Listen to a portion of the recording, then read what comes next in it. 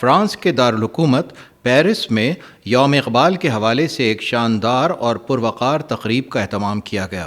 تقریب کی میزبانی ممتاز سیاسی و کاروباری شخصیت سردار ظہور اقبال، راجہ علی اصغر، چودھری یاسر مردان اور کشمیری رہنما چودھری نعیم نے کی۔ فرانس میں موجود پاکستانی کمیونٹی کی تمام نامور شخصیات نے تقریب میں بھرپور شرکت کی۔ پروگرام کا آغاز تلاوت قرآن پاک سے کیا گیا،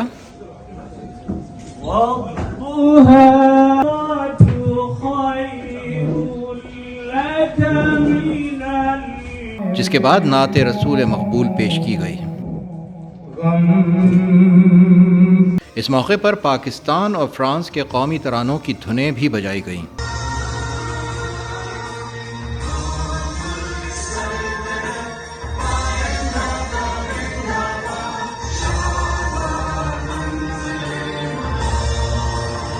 تقریب کے مہمان خصوصی فرانس میں حال ہی میں متعین ہونے والے پاکستان کے سفیر عاصم افتخار احمد تھے۔ تقریب کے میزبان سردار ظہور اقبال، راجہ علی اصغر، نعیم چودھری، یاسر مردان اور معززین کمیونٹی نے عاصم افتخار کو گلدستہ پیش کرتے ہوئے ان کا استقبال کیا۔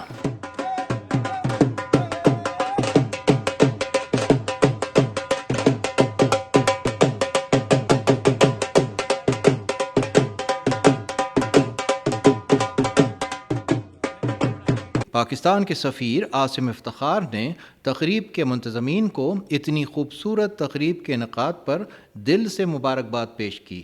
انہوں نے کہا کہ اقبال کا پیغام صرف اس وقت کے لوگوں کے لیے نہیں تھا بلکہ آنے والی نسلوں کے لیے بھی ہے۔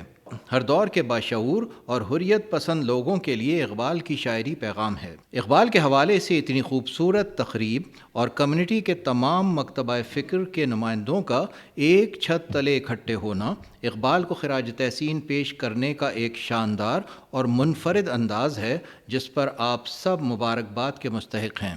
پاکستان کے سفیر عاصم افتخار نے مزید کہا کہ فرانس اور پاکستان کے تعلقات بہتری کی طرف گامزن ہیں اور ان تعلقات میں مستقبل میں مزید بہتری اور مضبوطی آئے گی۔